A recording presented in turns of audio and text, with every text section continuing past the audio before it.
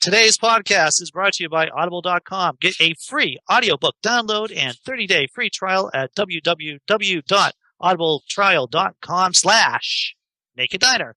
Over 180,000 titles to choose from for your iPhone, Android, Kindle, or MP3 player.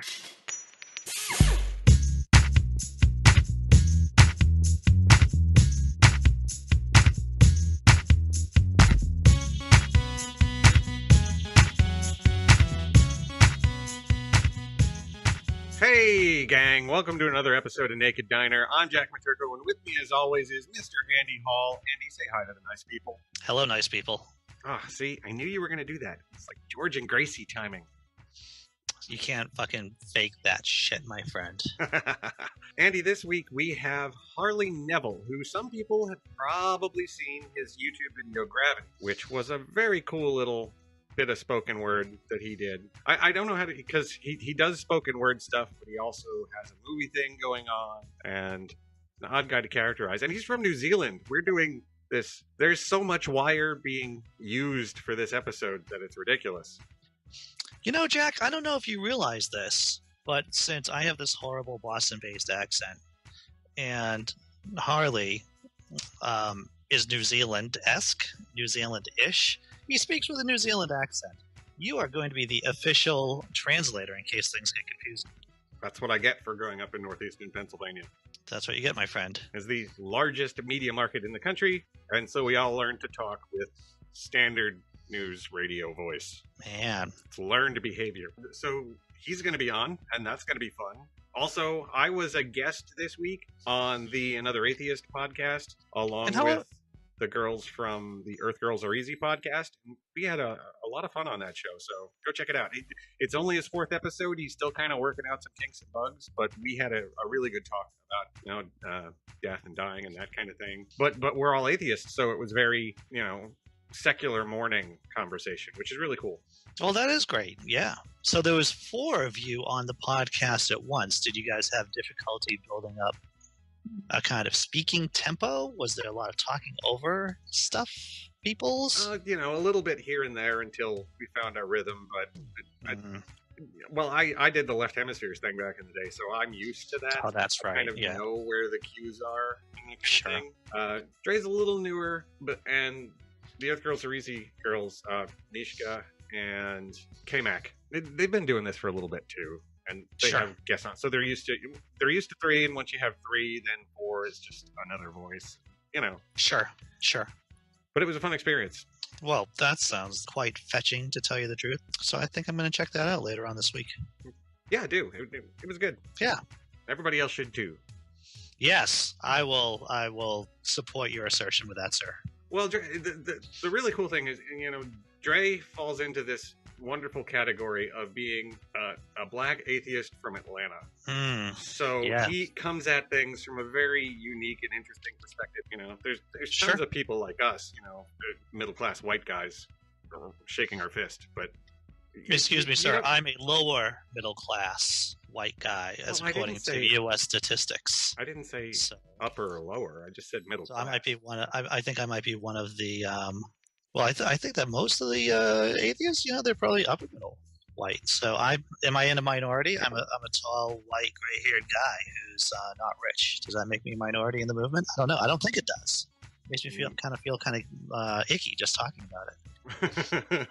I don't know. I mean, I think we're overrepresented in the voice of the movement. Oh yeah. I think so. Yeah, there's no doubt about that. I think it's good to go dragging in some more people from every angle. Well, the thing is that you just give people space and do not create barriers. And, the marketplace of ideas works its way through the population. Yeah. Yeah. That sounds very utopic. Utopia-ic? So from that, and that's another thing that's pretty international. Because at the moment, Dre from the Another Atheist podcast is currently in Germany. So, I did a show with somebody in Germany this week. We're going to have Harley from New Zealand here in a few minutes. I'm just all over the damn place this week. Man, you are like the jet set, Jack. That's what you are. The jet set that never leaves its house. All from the comfort of my tiny little studio. Well, you should congratulate me, Jack. Congratulations, Andy. Why, thank you. Why am I congratulating you, Andy? Because one of my funny little stories went viral from the blog, from Laughing in Disbelief. Oh yeah, one of your posts, right? Yeah, right. One of my hoax stories about Iceland declaring Christianity a public health hazard. It did quite well on the internets. If you haven't read it, you should go over to Laughing in Disbelief and take a look at it. There's like 216 comments, and some of them are from some pretty unstable religious types too. Okay, so Harley Neville, Andy, how did you put this together, by the way? Because you're the one who booked it, and I'm very curious how you got a hold of someone from New Zealand and got them to say, "Hey, we'll be on your podcast." No one wants to know how the sausage is made, but maybe they do, because as you probably have guessed, Jack, and interested audience members, is that I'm on the internet a lot. I'm on Twitter a lot, and that his video popped up for Gravity. And after doing some rudimentary, research on the guy, I thought, this guy is hilarious. He's multi-talented. This is going to be another one of those episodes which you, Jack, being the editor, will have to cut down to an hour-ish, because we're going to have a lot of stuff to talk about. And because the fact that we don't bleed money here, or we don't throw money into the pit too much, we have to stick to an hour-ish or so. Give or take, yeah. So I hit him up on Twitter. We started chatting. He followed me, I followed him, and he was very game. He took the fucking day off just to talk to us today on the podcast. And I looked at some of his webisodes. I took, of course, a look at his Gravity video, some of his movie work. He seems like a very legit person, a very sincere person, a very funny person. And yeah, we're going to have a lot of fucking fun. I think so. There's going to be motherfucking zombies, Jack. Yes, there will be zombies. We're going to be talking zombies. I watched the trailer for that movie, and it looks hilarious. It's I think I fucking buried the lead that this is going to be some zombie shit we're talking about. But we're going to talk nuts and bolts about movie making. All right, yeah. So that's the story. Awesome. All right, so Harley Neville. All right, so we ready? Are you ready? ready? I'm ready. So this will be great. Cool, man. All right, let's do this thing.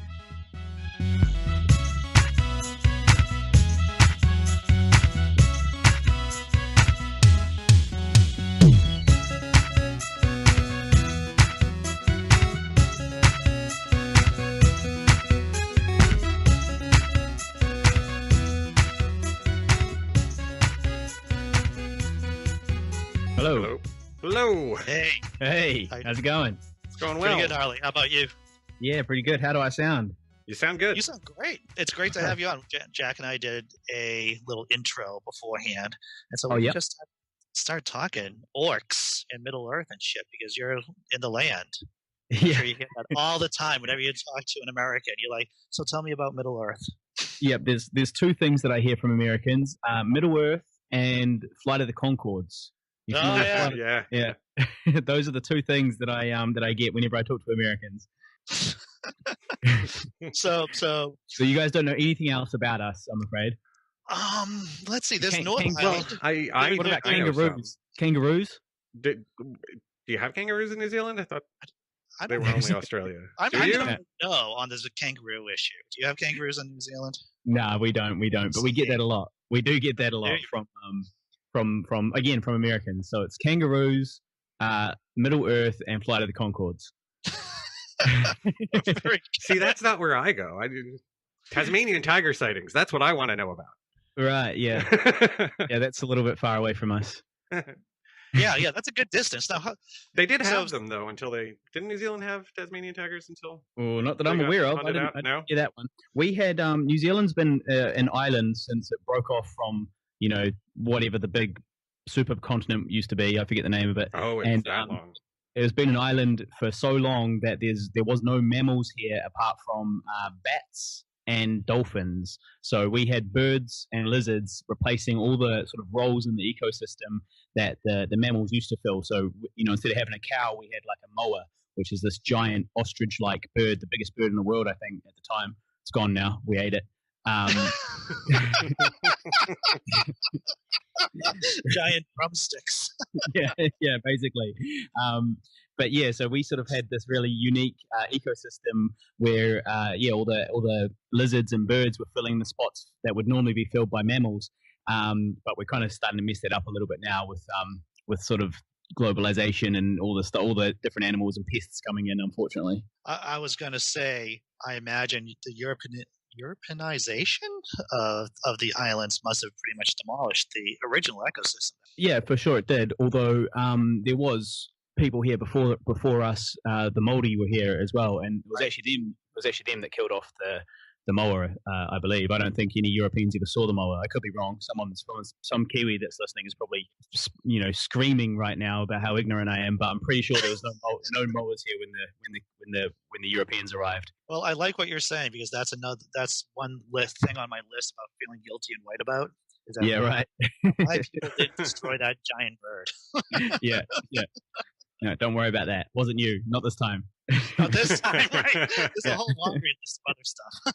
Yeah, exactly. we've got enough to feel bad about. Right.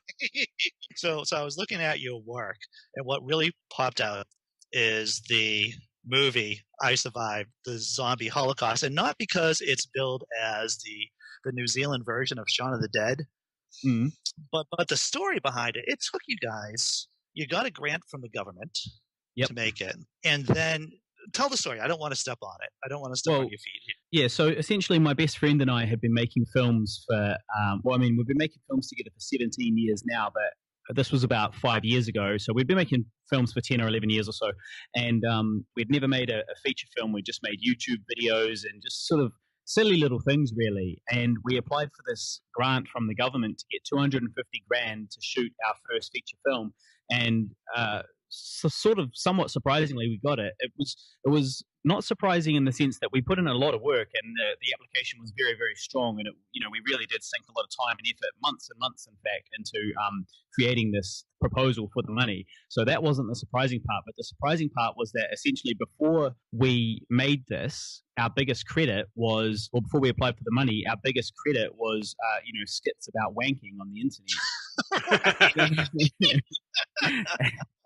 And so it was kind of a shock in that sense, but we got it anyway. We got the $250,000, and we shot our first feature film, and we got the funding November 2010, and the film was meant to be out November 2011. That was kind of the deadline sort of thing, and it ended up coming out in May 2015. So it was a much longer process than we thought. And what that came down to was, it was a few things. There were some areas that were grossly mismanaged, not by us, but by people that we won't name, that we don't really get along with anymore. And then, but also there was some things that were just like our own inexperience as far as planning the post-production and budgeting for the post-production. It's one of the things that I guess a lot of filmmakers, when they're starting out, do is they'll concentrate on the production, and then they won't actually set aside enough money and time for the post-production, and it ends up dragging on forever.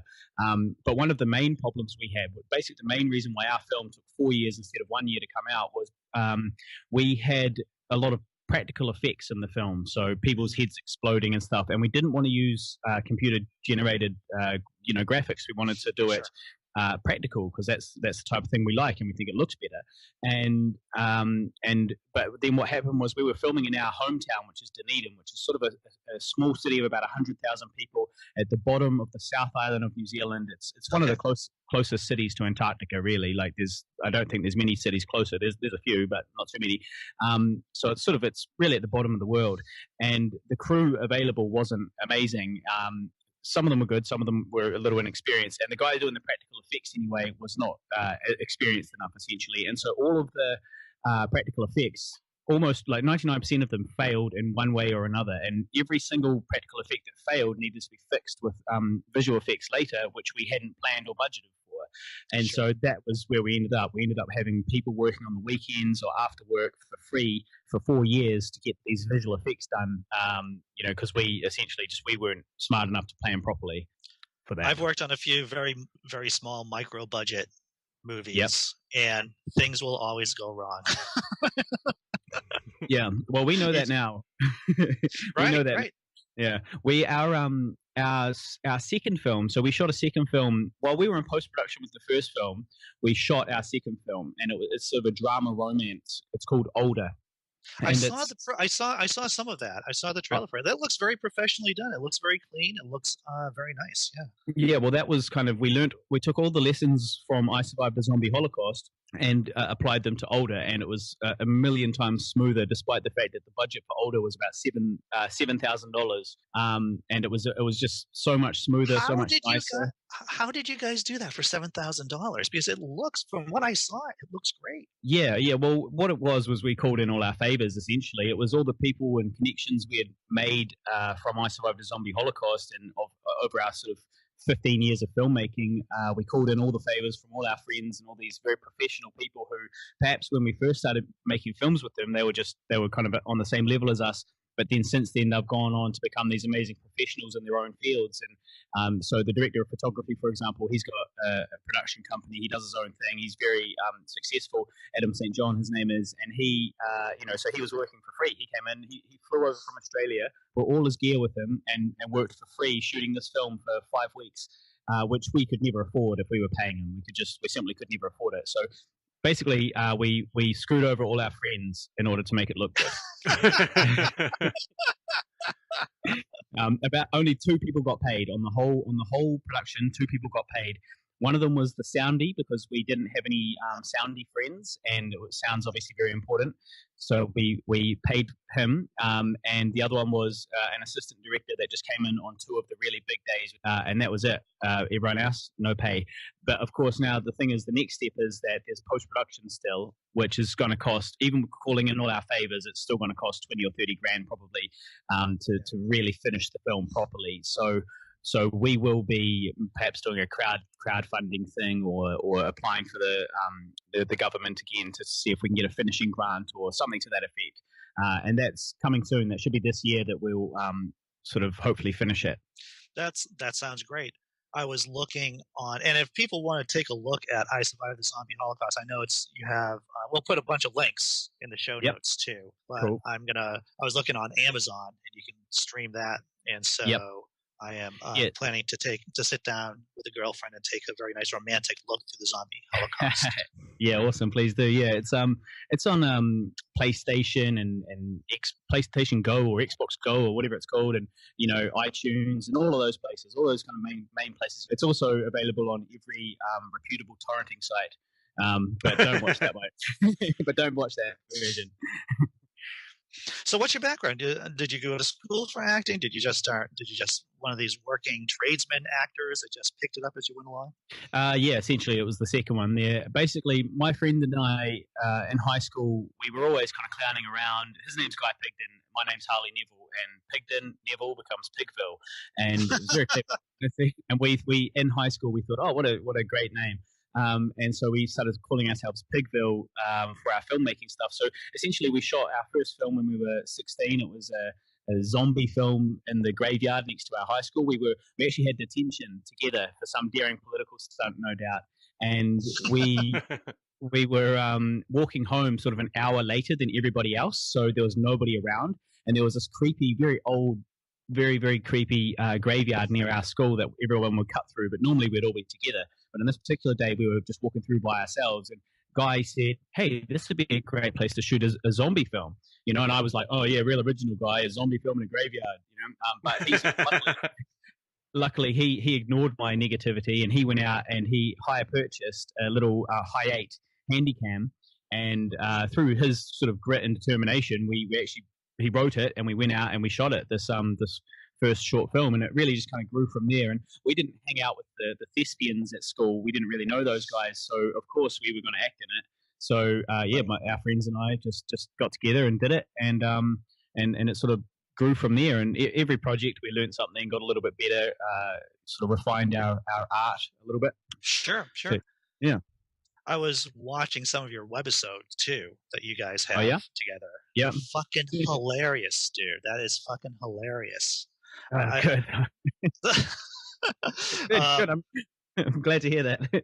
Oh yeah. It's the Guy and Harley show. That's it. The Guy and Harley show. And I caught the what is it? The embarrassing shower scene. I saw the whole episode that the embarrassing shower scene is in, and I'm not going to give it away, but had me laughing out loud, which hardly ever happens. I hardly ever laugh out loud, but that was like magic. The whole. Now, do you guys still write that together? How did that work?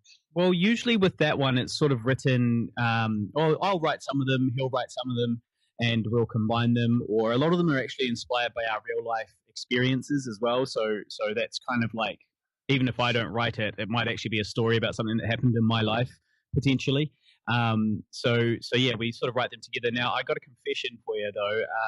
With regards to the name of that, I've called it something like Most Awkward Sex Scene Ever is episode 1, and the second one's like Sexy Shower Scene Goes Wrong. Now, I've got a confession. The reason why I did that was it was getting a reasonable amount of views, but as soon as I changed the titles from the Guy and Harley show to Sexy Shower Scene, the views, like, Right. we're not talking the difference between 500 views and 1,000 views. We're talking the difference between 500 views and 500,000 views. You know, like one of them's got 4.5 million views or something as a result of me changing the title. And so I just couldn't. But basically, it corrupted me. I couldn't put it back. You know, I couldn't put it back. It's still ticking over. You know, we're getting like 7,000 views a day on it or something like that. It just purely because of the name. And I did try changing it back because we actually applied for funding. So I thought, oh shit, I better change the titles back to something reputable for the funding people to look at. So I changed the title back. And the views just disappeared on that one, just dropped right down back to 100 a day or something. So what I'm hearing is I should title this episode "Sexy Harley Neville." Yeah, no, you call me like, I think you want to go something like "Sexy Hairy Man" on talks about sex, or so, I don't know, like basically. You definitely want to mention that I'm hairy, okay? Because that's another thing I've found out is a lot of our followers are following us because of how hairy I am. I've got very hairy shoulders and a very hairy back. And for me, growing up, this was sort of the bane of my existence because, women did not enjoy that. And in fact, I used to burn the hair. Sometimes, like women wouldn't get with me because I was so hairy. So I started burning the hair off with a lighter when I was like a teenager. I'd burn the hair off my chest so it was all gone. So the hair was gone, but then women wouldn't hang out with me because I smelled like burnt hair. So seems like a rather extreme way of hair removal. You have razors. Oh man, have you tried shaving the middle of your own back? No, I've not. Trust me, it's not easy. No, so we sort of ended up having this kind of following of beer lovers. Which, are you familiar with beer lovers? Bears, not like beer. Beers like so it's like a subgenre in the gay culture, right? Yeah, exactly. And so it's sort of guys that are into really hairy, bearded, manly men. Sometimes kind of chubby, manly, hairy men. And so as a result, we've kind of got a bit of a following of these beer lovers, most of them from the States actually. And it's awesome. We don't complain at all. We love it. But it definitely, every time we put a hairy video up, it gets more views than our normal comedy. Huh. So the takeaway with this is that you got to name some of your videos hairy, some other videos sexy, and basically you'll be rolling in YouTube money hand over fist. Yeah, find use some particular fetish and cater to it. You got it. That is actually one of the tricks with YouTube. I think one of the tricks, genuinely one of the tricks with YouTube, I think, is you've got to find a little tiny niche market and cater to it. So that's why you've got these channels that it might be about, for example, whispering. Like there's those people that just whisper very gently. The ASMR, I think that's called. They're just whispering away, and there's a market for it, and there's people, they've got millions of views, or you might be crushing things or whatever it is, whatever little niche market it is, the more niche, the better almost. Yeah, seems that way sometimes. Hey gang, it's Jack. Thanks for listening to the show. Hope you're enjoying it. This seemed like an opportune time to cut in and tell you about a new way that Andy and I have come up with to try and hopefully make the show make some money. But unlike most of our schemes, this one isn't actually going to cost you any extra money, so it's great all around. What we've done is, if you like the show, you like our guests, and maybe you want to find out more about those guests, well, if you go to zxh-creative.com/shop, we've set up a little Amazon storefront with links to all kinds of stuff from all of the guests we've had on the show. Well, not all, but the ones who have stuff on Amazon anyway. Books, stand-up specials, CDs, an entire curated list of stuff for sale from people who have been on the show, and, links to other stuff on Amazon that we think you might like. You can also use any of the Amazon search links on zxh-creative.com to do your Amazon shopping, and that would help us out too. And it doesn't cost you anything more than if you went to Amazon and did it. You're just going through our site first.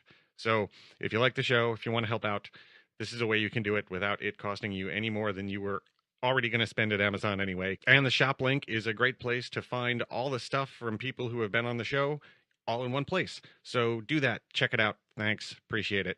Okay, back to the show. So on the webisodes that you have, how long does it take you to film something, like a complete episode? Well, so that's the thing. So the problem with all of this is why our YouTube channel is doing all right. It's called Pigville. Search Pigville and you'll find it. And it's doing fine, but the problem is we don't consistently upload fresh skits enough. And the reason why is simply because the post-production process is always so long. So, for example, we released a skit not very long ago. It's the Guy and Harley show, Not Wanking. And it's kind of a little 3-minute skit about wanking again. We've really got this wanking thing. I guess that's our niche market. I don't know. Anyway, anyone that wanks, that's our niche market. So yeah, we made this one, and it was a 1-day shoot. So we filmed it in 1 day, and then the post production was between 3 and 4 months because we weren't editing it ourselves. We were farming it out to some other people to work on it and put it together, and it just always ends up taking longer than you expect by the time you mix the audio. And if you really want a professional product, at the end of it, it requires like a little color grade, a sound mix, maybe an original score. And if you want to be able to monetize it on YouTube, then you need to own the rights to everything. So you can't just slap on a Pearl Jam song or something. So what that means is it always takes far too long. Takes us months and months to release anything. And that's kind of something we need to work on. But the problem is that we're so busy with the feature film as well that the YouTube channel sort of takes a bit of a sort of sits to the side a little bit, and we work on it when we can. Sure.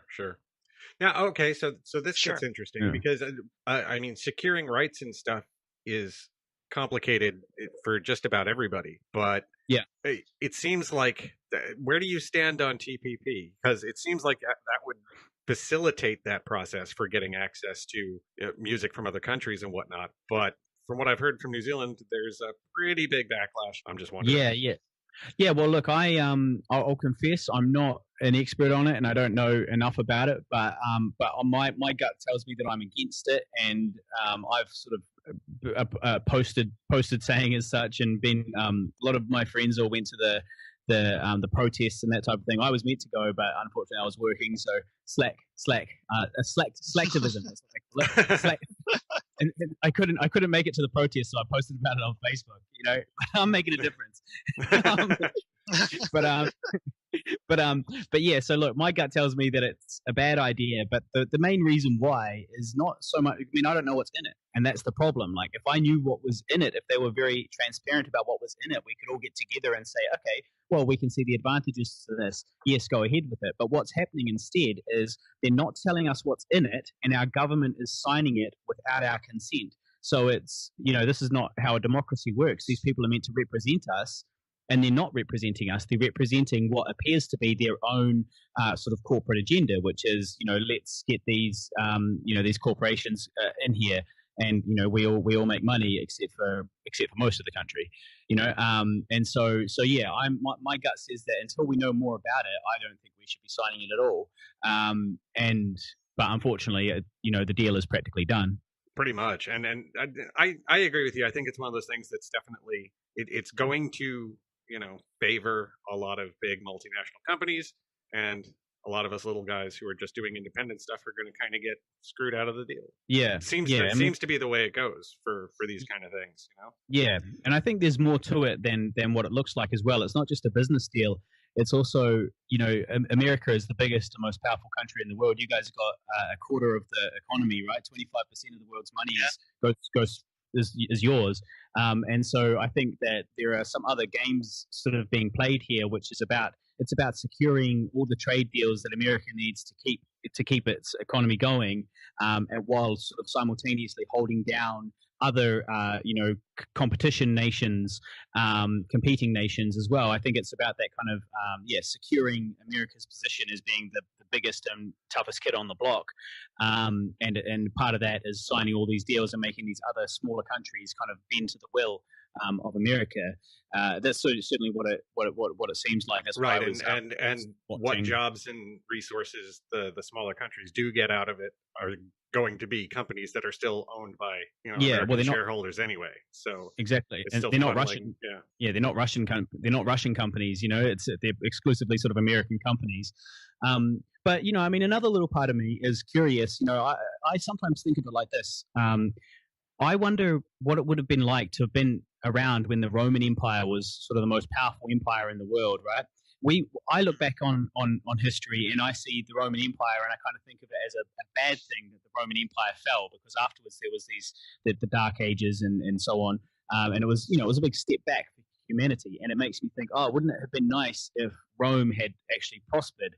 But of course, Rome was doing much the same thing to the nations around it. It was holding them down in order to hold itself up, and that type of thing. And so maybe America is the new Rome, and maybe what we need ultimately is, if America does eventually own the whole world, is that necessarily a bad thing? Isn't it about time that humanity was united under one flag anyway? Maybe we can hurry the hell up and get to outer space. Maybe we do need one dominant civilization to just take over, and kind of eventually we do have a world government. And would that be such a horrible thing? Well, no, I don't think it would be. But my take there has always been that the only way that you're going to get all the humans together to cooperate is if we somehow discover extraterrestrial life. Because then we can kill them. Yeah, we'll all try to kill them together. And so we'll settle all of our differences really quick. But until we have a common enemy, not Earth, then then we're just going to keep bickering against ourselves, and that's depressing. But it's kind of how it's built. That's all the more reason to explore. Yeah, no, I'm completely agree with you, but it's one of those things that I don't see. I mean, you see kind of hints and instances, like the Bitcoin thing is something that could, here's a currency that doesn't have any country border in it at all. Yeah, and that's a great idea. Nobody wants to use it, but it's a good idea. Yeah. Yeah. Someone was saying the most depressing thing. What was that? Oh, the most depressing, that was me. And maybe this is more depressing for someone who's living in New Zealand, is when I think about America, because America after World War II had 50% of the world's wealth. Yeah. Well, because everything else was basically bombed into oblivion. And now it's 25%. And I can't help but think about, the Imperial Britain as it was declining, and it was able to make clumsily though, it was able to make a transition from being a first world or the world power to being a second world power, and by partially handing over stuff to America, and if America, we only have 3% of the world population, 5% of the world population maybe, and if we can just transition from American hegemony to some kind of benign multipolar world where people just get along. I know that's a fantasy. That sounds really weird coming from me because I'm a cynic. Yeah, right. But that might just be the best scenario. Well, I mean, I do think it's possible. I think we are potentially moving that way. There are certain trends that are happening. Like we are progressing, technology is advancing so quickly. So I think as long as we can avoid all the really big pitfalls, the nuclear oblivion and all the rest of it, I think that ultimately we are going in the right direction. And we are getting better. And, I mean, solar and these renewable energy sources are ultimately going to win out over these non-renewable ones. It just makes sense. It's just the most economically sound thing to do. So it's going to win. We've got a power source shining from the sky for every day. It's gonna take over from coal at some point, and so I think it's already beginning to happen when you start reading about it. So I do think that overall the world is kind of moving in the right direction. The problem is it's just too damn slow. Well, it's too slow for what we're used to. If these kinds of changes were happening 30, 40 years ago, they'd be moving at a lightning clip. But since we have the internet now and we expect everything to happen instantaneously all the time, our sense of time scale over stuff that takes 15, 20 years has been wrecked by the concept of everything right now online, I think, to some extent. Yeah, I think you might be right there, actually. So, Harley, tell me about the New Zealand flag. There's something going on about the New Zealand flag. There was a vote about it. There was some possible changes. Did I hear that? I think I was reading that on the BBC. No, you did. Talk You about did. that. John Oliver, the American comedian John Oliver, he did some really great stuff. It's really hilarious. You guys are familiar with him, right? Yeah. John Oliver. Oh yeah. So yeah. Funny guy. Yeah. Well, he did a few episodes. You look it up on YouTube. He did a few episodes. If you type in John Oliver New Zealand, it's pretty hilarious. He's taking the piss out of our Prime Minister. He's taking the piss out of the flag. Everything. He does a great job at it. It's I laugh at it, and I'm a Kiwi. And anyway, so we were going to change flags. Basically, our very unpopular Prime Minister, John Key, he's a right wing kind of. The National Party is a right wing party that we have here, so sort of I guess like Republican sort of thing. And he wanted to change the flag, but nobody asked to change the flag. Nobody really wanted that. That was kind of just his government, their idea. Let's change the flag, but there was no need for it, and nobody wanted to do it. And it was going to cost $26 million, or it did cost $26 million just for the referendum. So that's not to change the actual flag. If we decided, yes, let's do this, that was $26 just to find out if we wanted to change it or not. And the answer was no. We all said, no, we don't want to change the flag. But we went through the whole show anyway, and we had to vote on these 5 or so flags that had been the 5 final flags that could potentially be the new flag, and they were all very, very ugly. Now, I'm not actually against changing the flag, but all of them were just hideous. They wouldn't. None of them said New Zealand to me. None of them really felt like they represented me. They all kind of had a bit of a corporate logo kind of feel to them. They didn't even look like a nation's flag. They looked more like a corporation's flag. And the one in the end that they decided on as being the final one that was going to go up against our original flag was this again, very ugly. It had the silver fern, which is what the All Blacks, our rugby team, have on their breast. Do you know that symbol? Mm-hmm. It's a sort of a flag. I saw the flag. I saw the flag that was up for vote. Okay, yeah. Well, anyway, it just seemed very much like a big ad for the All Blacks as well. It was just nobody really liked it. And so in the end, we all voted and sent it packing. We decided to keep the original flag. But I think it was all tied up in a few different things. Part of it was that the TPP was being sort of signed at about the same time. So I think it was a big false flag. Essentially, it was a big way to distract the population. Hey guys, we're signing away your sovereignty, but let's talk about branding. Let's talk about the flag. Exactly. Let's talk about the flag. And so it's annoying because we all rallied together and voted against this new flag, and yet there wasn't enough. I mean, there was a lot of people at the protests. There was a lot, but there was a lot more people that could have been at the protests against the TPP. So. Mm-hmm. So yeah, but I mean, so it kind of worked on their behalf. Probably John Key never expected to have a new flag. It was just a great way to distract us. Yeah, we've been using the phrase "weapon of mass distraction" since like 2003 here. Right. Yeah. Well, everything that comes out about anything to distract from what the actual issue is happens constantly. Yeah. Well, that's what I genuinely think it was. I am glad though that we didn't use that new flag, because I would not be proud of it. It's our old flag. We've had it for a long time. The World War I soldiers fought under it. The World War II soldiers fought under it. It's just got a lot more history and a lot more culture. The only problem is it looks too much like the Australian flag. Yeah. But their flag, apparently they did theirs after us. Apparently we had that design first, and then they did their very similar one like 2 years after us. Oh, well, see, there's the answer then. You don't change yours. They changed theirs, exactly. Yeah, exactly. It's like that scene from Office Space. Why should I change my name? He's the one who sucks. Yeah. It's classic Australian behavior as well. Those guys are always stealing our shit. Like they pavlova, it's this type of cake. They claim it as theirs.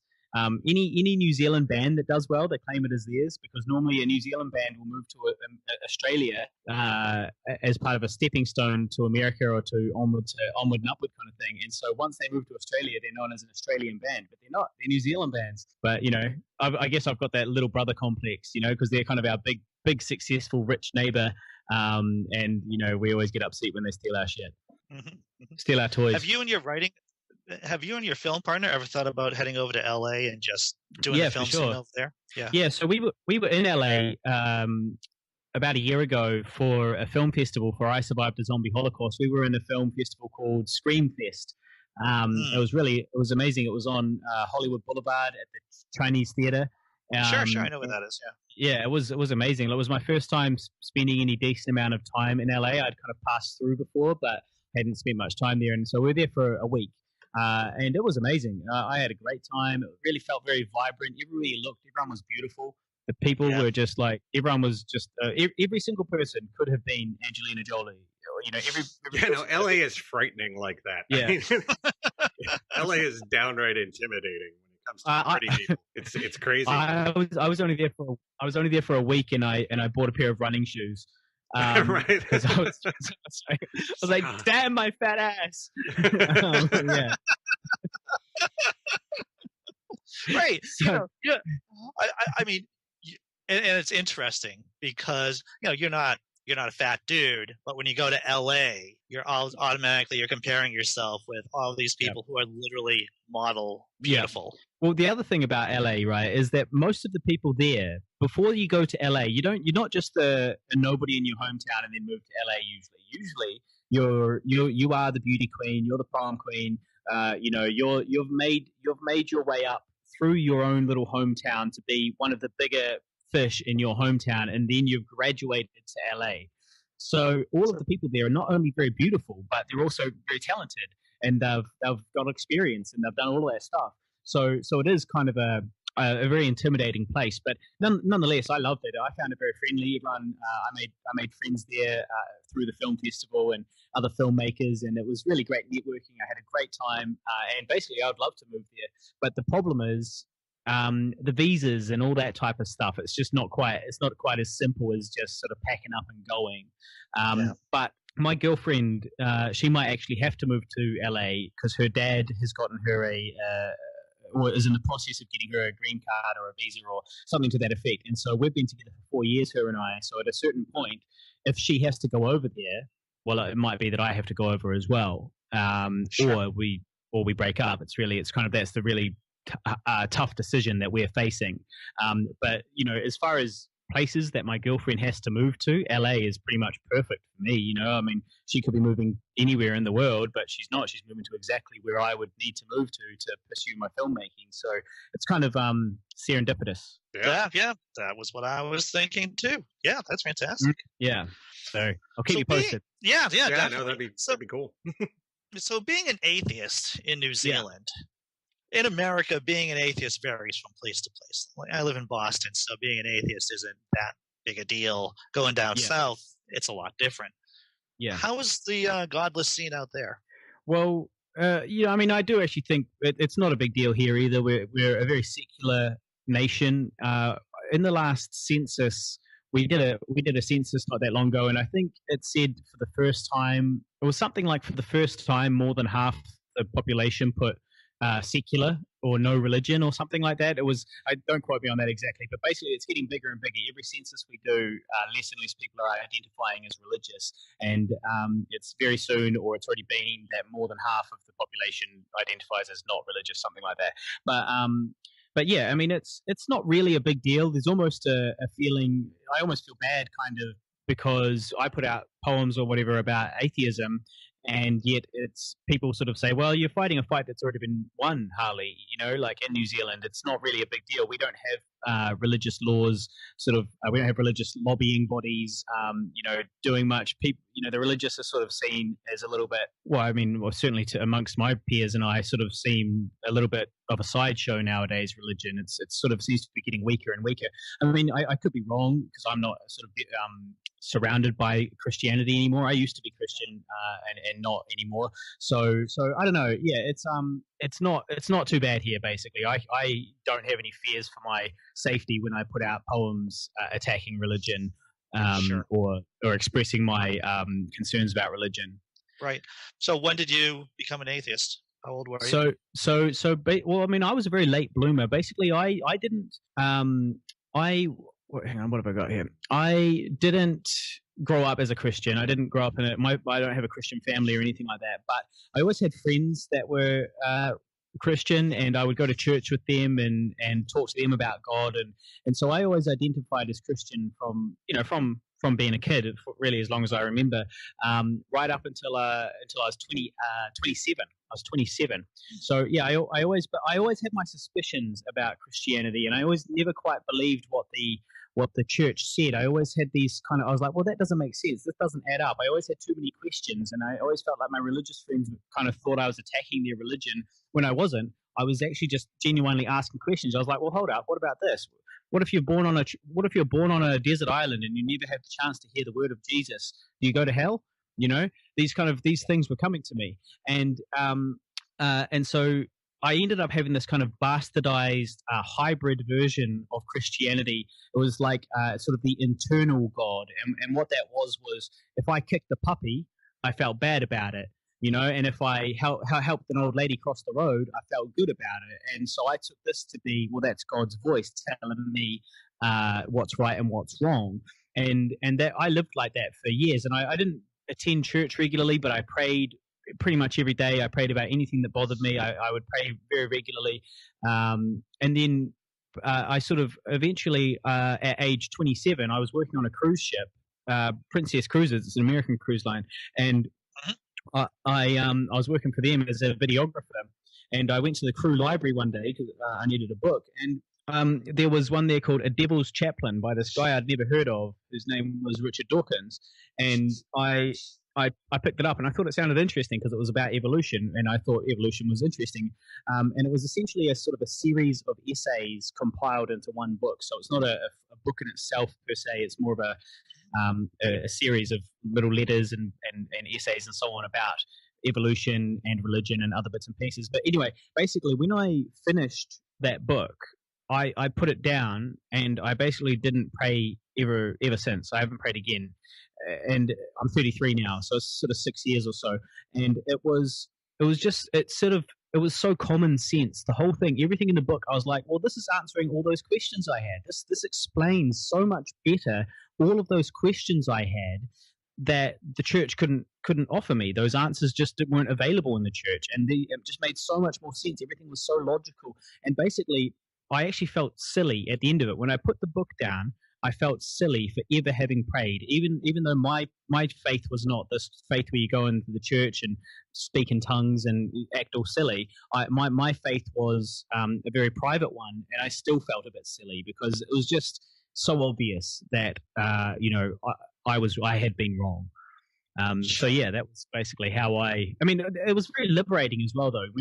At first it was kind of scary to think, so hold up, there's no God and there's no plan, and I could walk outside right now and be hit by a car, and there would be no saving me. There would be no plan or reason or protection or anything like that. I would just be dead, just like that. And that was kind of scary, and it is kind of it's scary to think that you can be that there's no plan, that there's no plan anywhere. So I've got something here. Hang on. So yeah, I realized that to be a tiny speck in a vast and sort of uncaring cosmos is pretty terrifying, but it's not really as terrifying as having this misogynistic sort of psychopathic deity judging me all the time, and it was liberating. I could look to the sky and just kind of feel free. I could sit there in front of sort of eternity and look out, and it was great. It was very liberating. I found you. Jack and I were talking about this before. Jack asked me how I found you, and say, well, it was through your poem Gravity that you did. Very powerful stuff. You want to read that? Yeah, sure. I can do that. Oh, recite it. Is that all right? So recite it. Yeah, no problems. So this poem basically, the reason why I got inspired to even be a poet, right? I've never been into poetry particularly, but I was, I guess I had a quarter life crisis, and instead of buying a fast car, I became a poet and grew a beard, and I was sort of trawling through YouTube one time, and I found this evangelical Christian poet whose name was Jefferson Bethke, and he had this very successful poem called "Why I Hate Religion But Love Jesus," and it was what you'd expect. It was a very sort of like he was saying, "Oh, religion's bad for this reason, but Jesus is great," and and it was kind of very preachy, and basically it made me so angry that I had to become a poet. And that's great. Yeah, I was like, I sort of started thinking to myself of retorts to what he was saying, And over the course of quite a few years, actually, I sort of started writing this poem, and I never had the courage to perform it or do anything with it until about 2 years ago. I started actually going and performing it at bars and stuff like that. And so anyway, I put together this poem, and this was the first major poem that I wrote. And it's called Gravity, and it goes like this. So, if God really cares, but belief is a prerequisite, then why doesn't he appear? Take my doubt and sequester it with a public miracle or a television appearance live at 6. I'd be a faithful adherent. This might offend believers, and I'm sorry about that. But I'm going to carry on heedless. If faith is paramount and science needless, then hell must be full of overachievers. You see, it seems to me that if belief is key, then hell must be one hell of a party. The great minds are there, I've no doubt about it. I'm going to take this time, though, to discuss the devout. They might seem fine, but it can't be denied. They talk to an omnipotent man in their mind. I sit back politely, witnessing the absurd as decisions are being made based on voices unheard. I'm going to clarify now, so you don't misconstrue what I'm saying. Ask any proud believer. This is essentially what they're stating. They want to get to heaven, which is reliant on them behaving, but the laws of their Lord are not open to debating. So when push comes to shove, the law of our land is a plaything. They play by their own rules, and we're expected to placate them. There's a voice in their head, and they follow its will. And that's fine when it says give to charity, but sometimes it says kill. And if its will is to kill, then they are willing and able. They literally invented murder. Just read Cain and Abel. This ideology is frighteningly unstable. We need to educate people beyond this dangerous fable. Now I know what's coming next. Well, yeah, but if you'd seen what I've seen, you wouldn't be making such a scene. I've experienced miracles, man. God moved through me. Well, that's great, but with just a little read, you'd see your miracles can be explained by basic psychology. You see, when you avoid proof and keep your distance, there's a reason for that. They call it cognitive dissonance, and when you decry facts to justify what you believe in, there's a name for that too. It's called illogical reasoning. These are defense mechanisms to avoid an emotional upheaving. Your mind will do almost anything to keep you believing. Now, while I'm on the topic, I'll address the agnostics, sitting on the fence, wondering why I'm so caustic. They say, bro, stop being such a dick. Doesn't affect us, man. Just let people think what they think.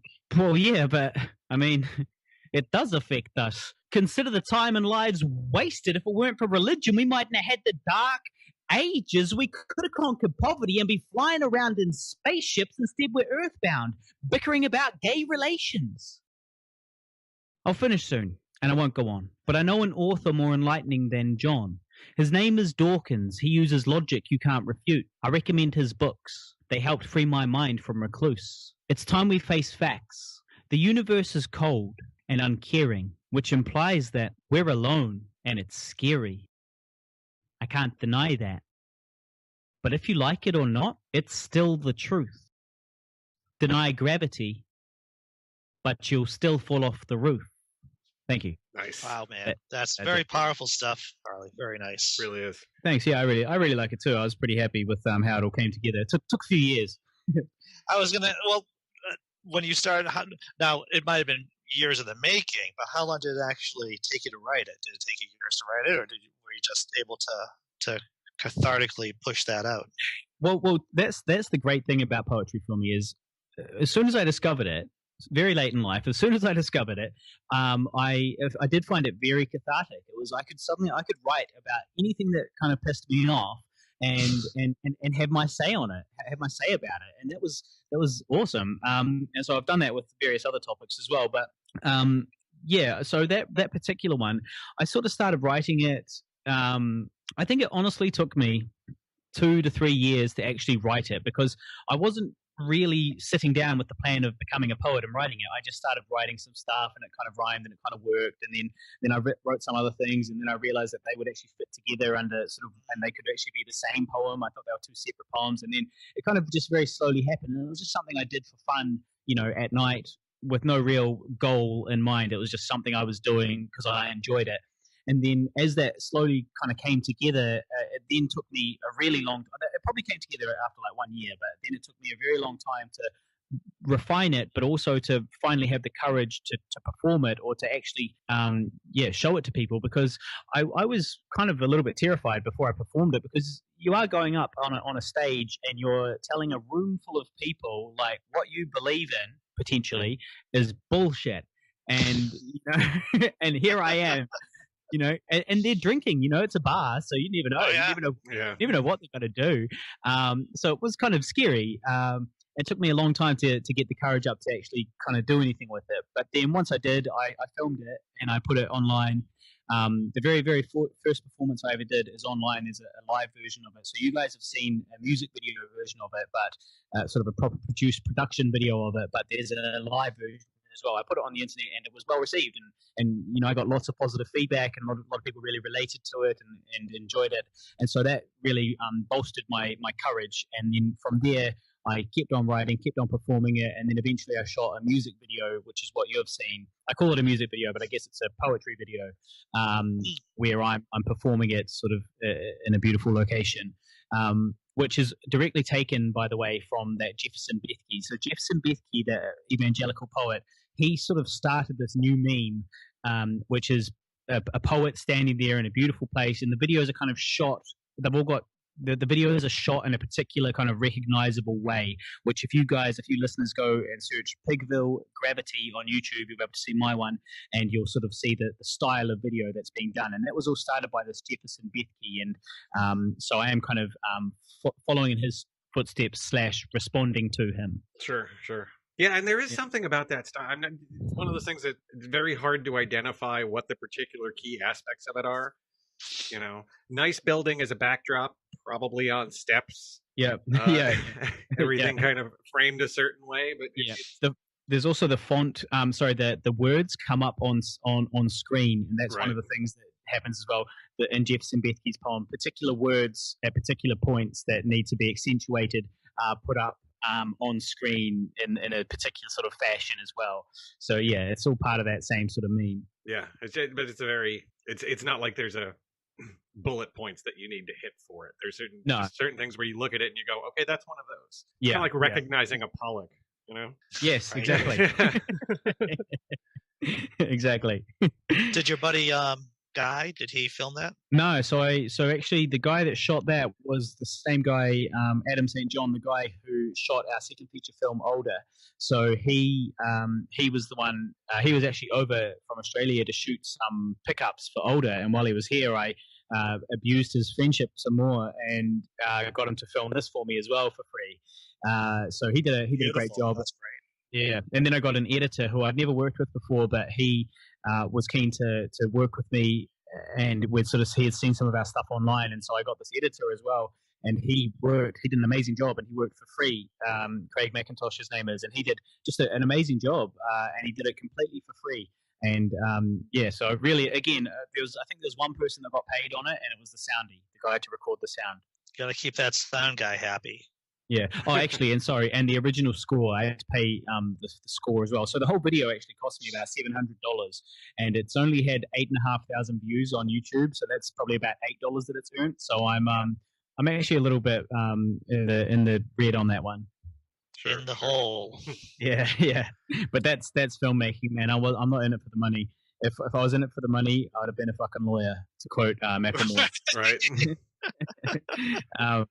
No, I do it. I do it for the love. I tell you what, it's all kind of actually related to the atheism thing as well. I think part of my motivation for making films, right? I'm not doing it for money. I do it because I enjoy it. But another thing is that I'm really obsessed with my own immortality. I love the idea of one day in 1,000 years, there's going to be this new genre or there's going to be this new career out there for people, and it's going to be internet archaeologists. And what they're going to do is they're going to look back 1,000 years ago, and they're going to go through all of these Facebook posts, and they're going to go through all of these YouTube videos and all of this stuff to try and find this information about our era and this information about the individuals within it. And so I'm obsessed with trying to put out content that I imagine will one day be found by some internet archaeologist of the distant future. No, yeah, I agree with that completely. I'm very much the same way. Yeah, Because yeah, I work with archaeologists and anthropologists. Like that's my day job. So right, beautiful. and I already know how this kind of thing translates already. You know, like Yeah, we'll get discs from some old project, and it's just like, oh, these were made in Windows 3.1. Well, yeah, we don't have anything that can read that anymore. yeah, It's yeah, insane the amount of yeah, hoop jumping that you have to go through to access old data. yeah, And yeah, so yeah, there's going to be careers of that. There's no yeah. doubt. Yeah, for sure, for sure. And so it all fits with that atheism thing. Is if I'm not going to heaven, I'm not going to be immortal that way. I'll immortalize myself this way. Yeah, no, Yeah, absolutely. that sounds like. Do you have Finally, any other poems that? What's that?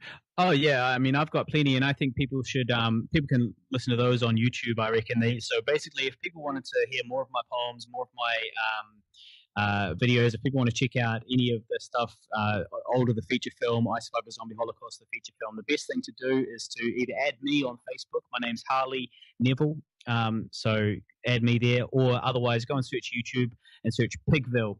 Search Pigville, you'll find us. Hit subscribe, check out our videos. We've got all sorts of stuff there. I've got a poem up there about plastic. That's another. Plastic. It's about plastic. It's sort of about how plastic, every piece of plastic that you've ever touched still exists somewhere. You know, it's kind of about that. So yeah, I've got lots of stuff out there. If people want to check out more, please go and search Pigville on YouTube. Yeah, I cruised through the YouTube channel, and you guys have a lot of good stuff over there. Oh, that's good to hear. Yeah. Hey, speaking of that immortality thing, I kind of feel like part of being immortal is that you've got to pass on your genes, right? You've got to pass on your genes, or at least if you can't pass on your genes for whatever reason, that you should at least affect positive change in the world, so that you're strengthening the human race overall, so that eventually we can kind of conquer the stars. And that's all part of your immortality. That's part of the plan. That's part of what makes us immortal. So, but anyway, one of the things is I don't have any kids, and I don't really plan on having any kids anytime in the future. Well, I mean, maybe one day, but not anytime in the near future. But I was on YouTube the other day, and an ad popped up for sperm donors, if you wanted to be a sperm donor. And I thought, oh, perfect. So I've put my name down for that. I mean, it's for couples that have fertility issues. So, there is a positive, there is a charitable aspect to it. It's not purely selfish. But I was actually thinking, this is perfect for me. I get to help a couple that's having a problem with fertility. Plus, I get to pass on my genes and still affect evolution, but I don't have to put up with all the baby shit. Well, actually, we were talking about that last week, I think, in our intro section for an episode that's not out yet. But, Andy was haranguing me for not having kids and passing on genes. And yeah. I don't know if that's the right depiction of what we were doing. No, it was haranguing. You were like, well, why don't you find a nice lesbian couple that's looking to have kids? I'm like, Andy, stop it. I'm a problem solver, Jack. I'm just trying to help out. That's yeah. Well, I like the way you think.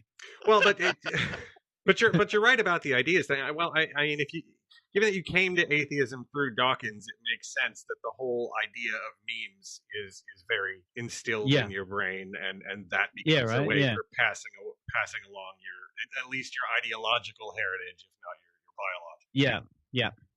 Yeah, for sure. Yeah, I never really clicked about that until right then when you said it. Yeah, I mean, he invented that word meme, didn't he? So it kind of just it totally makes sense. It's all there. I never thought about that. Yeah. So Harley, is there anything, we're approaching an hour. Yeah. Is there anything else you want to talk about? Is there anything you want a poem that you want to, that flips off that was right off the top of your head that you want to recite? Is there anything else? Well, look, we could probably I could probably end on another poem. It's a shorter poem, so it's not quite as long. I just hope that I don't screw it up, because I didn't really plan on performing it, but it does fit nicely with everything we've kind of been talking about. So basically, to summarize and to end, I would love it if people would add me on Facebook. That'd be awesome. Harley Neville. But I love Facebook. I really think it's a very powerful tool, especially for a creative person. It's a captive audience right there. So any new piece of content I make, it's got someone that I can send it to immediately, and that's why I really love Facebook. So please add me. But I've also got this poem here.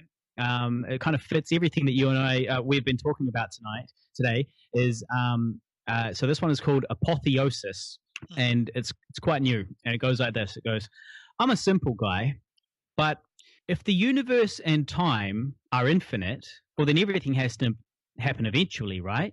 Every conceivable imagining must come true at some point. Why should anything happen at all? Why shouldn't it, when it has eternity to do so? The fact that we are here is irrefutable evidence that something has happened. I was an atheist until I considered this. If every conceivable imagining must come true at some point, then the cosmos might even find a way to create a God.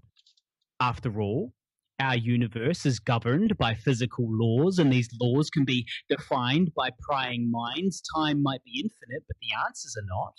If life in any form, anywhere, managed to understand and manipulate all of the mathematical equations in existence, they could create life. In an instance, they could birth universes of their own. Picture a creationist with a petri dish holding the universe in his hand, wondering if he's in a universe in the palm of some other man. Is this the purpose of life? To answer all the questions? To elevate ourselves to godhood? Apotheosis is possible. The tests we face are passable. There might not be a meaning to life, but now there is a purpose. Step 1, pass on our genes, strengthening the human race while simultaneously improving the societal support structures surrounding our civilization, creating a world we would want our kids to live in. Step 2 is self-improvement. You're part of the hive mind, man, and the health of the hive depends on the individuals. Live well, love, read books, share laughter, and ask questions, especially if you're afraid of the answers. So, in conclusion, if you want to be a god, you only have 2 jobs.